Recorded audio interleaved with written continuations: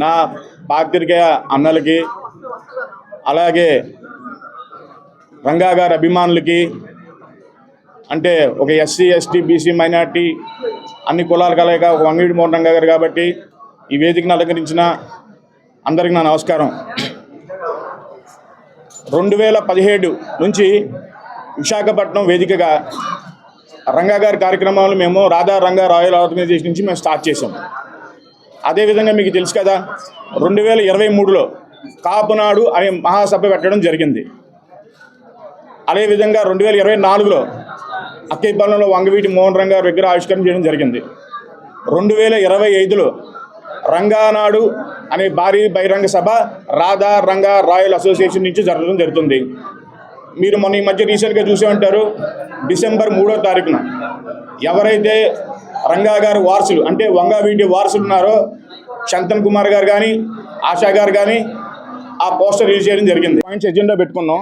ఆ 10 పాయింట్స్ ఎజెండాలో కూడా ఫస్ట్ మీకు చెప్తున్నాను ఈరోజు, అంటే డాష్ మీద చెప్దాం అనుకున్నాను, అడిగారు కాబట్టి చెప్తున్నాను.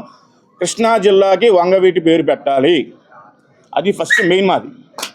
ఇలాంటి ఇంకా 9 పాయింట్స్ తోటి మా ఎజెండా తోటి మేము ఆ రోజు ముందుకు వెళ్తున్నాం. 26 తారీఖున మేము చేస్తున్నాం. 26న డిసెంబర్ 26న రంగా నాడు వేదికకి మీరు ఊహించని అనుకోని అతిథులు రాబోతున్నారు.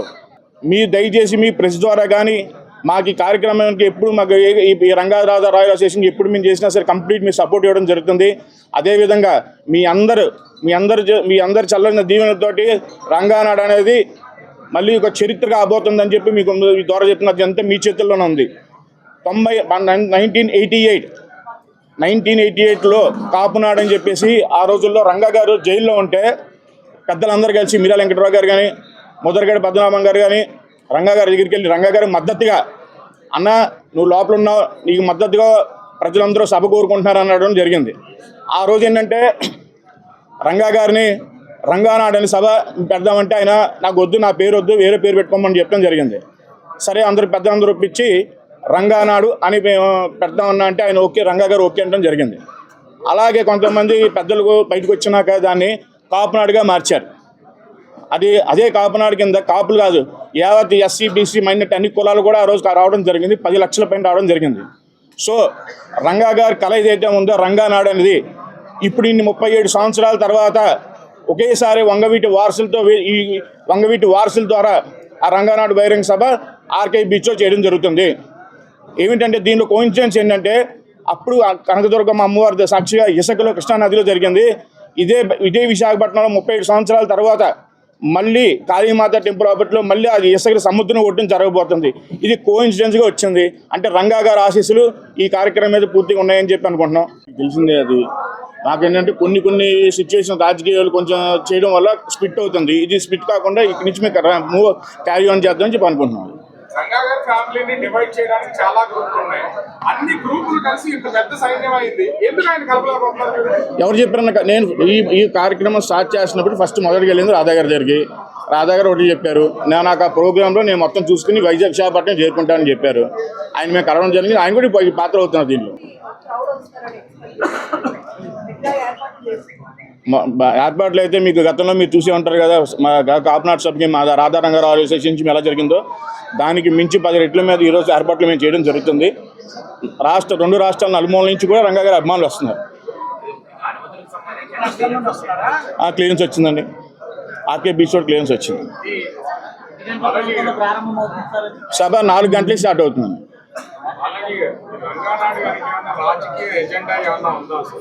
అన్నా ప్రతి సంవత్సరం చేస్తున్నారు. అన్ని కులాలకు సంబంధించినటువంటి వాళ్ళు రంగా గారి అభిమానులు ఉన్నారు. వివిధ రాజకీయ పార్టీల్లో కూడా భాగస్వామ్యం ఉన్నారు.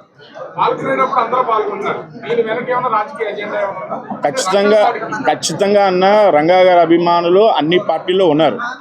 రంగానాడు అనే కార్యక్రమం మెయిన్ మా ఉద్దేశం ఏంటంటే, ఏదైతే రంగా గారిది ఒక బేస్ అంటే పెద్ద ఫ్యామిలీ, అంటే ఒక ఎస్సీ కానీ ఎస్టీ కానీ బీసీ కానీ మైనార్టీ కూడా రంగా గారి పెద్ద ఫ్యామిలీ ఉంది. దాన్ని స్ట్రీమ్ లైన్ చేయడం కోసం రంగానాడు కార్యక్రమం మేము ఏర్పాటు చేస్తున్నాం. దీనిలో ఎటువంటి పొలిటికల్ ఎజెండా లేదు. ఇంకోటి అంటే చాలామంది ఏదో పొలిటికల్ ప్లాట్ఫామ్ అనుకుంటున్నారు. దయచేసి నేను చెప్తున్నా, లాస్ట్ టైం కాకినాడలో కూడా చెప్పా, ఇది పార్టీలకు అతీతంగా అని చెప్పా. నేను చెప్పిందే చేస్తా. ఇప్పుడు కూడా మళ్ళీ చెప్తున్నా, ఇటు దీంట్లో పొలిటికల్ ప్లాట్ఫామ్ అనేది క్లియర్ కట్టే ఏమీ లేదు.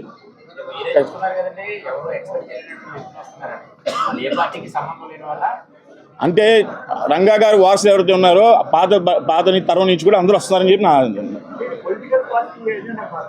కంప్లీట్ చెప్తాను సార్. ఇది ఎటువంటి పొలిటికల్ ప్లాట్ఫామ్ అయితే కాదు.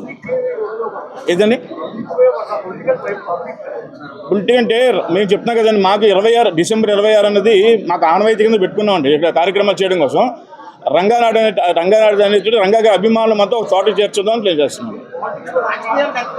ఇది మాత్రం రాజకీయ ప్లాట్ఫామ్ అయితే కాదు sir. No politics, no religion sir. గత 37 సంవత్సరాల కంటే రంగా గారు ఉన్నప్పుడు కులానికి మతానికి సంబంధం లేకుండా అందరికీ ఒక సాయం అందేది, ఒక భరోసా ఉంది. ఈ 37 ఏళ్ళు ఆయన చనిపోయిన తర్వాత అట్లాంటివి ఏం లేదు. సభలు, సమావేశాలు, వర్ధంతులు, ర్యాలీలు ఇన్ని చేస్తున్నారు కానీ వీటి వల్ల ప్రయోజనం ఎవరికి? ఏం చేయదలిచారు? Nice question sir. ఏదైతే ఇప్పుడు మాలాంటి వాళ్ళు ఎన్ని చేసినా సరే అది సముద్రం కృష్ణాది పారవుతుంది.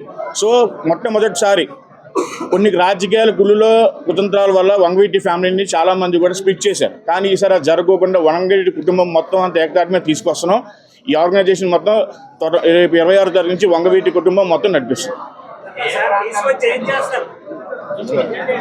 తీసుకొచ్చి ఏం చేయడం అంటే మేము చెప్పాం కదా సార్, మాకంటూ ఒక 10 పాయింట్స్ ఉన్నాయి, మా ఎజెండా ఒకటి ఉంది. సో మేము స్ట్రీమ్ లైన్, మా రాధారంగా మిత్రమండలి ఏదైతే ఉందో దాన్ని స్ట్రీమ్ లైన్ చేయడం కోసం మేము ప్లాట్ఫామ్ క్రియేట్ చేసుకుంటున్నాం. అది రాధా రంగా మిత్రమండలి అని చెప్పి రాధా గారు చనిపోయినప్పుడు రంగా గారు రాధా మిత్రమండలి అన్నారు. రంగా గారు చనిపోయినాక రాధా రంగ మిత్రమండలి స్థాపించారు. సో ఏంటంటే దానికి ఒక బలమైన ఆర్గనైజేషన్ ఉంది, అదొక బలమైన ఆర్గనైజేషన్ ఉంది. సో మేము అందరం కలిసి ఇప్పుడు 35 సంవత్సరాలు తాటి మీద తీసుకొద్దామని వంగవీటి కుటుంబంతో కలిపి మేము చేసుకునే కార్యక్రమం రంగా గారి కుటుంబ సమ్మేళనం.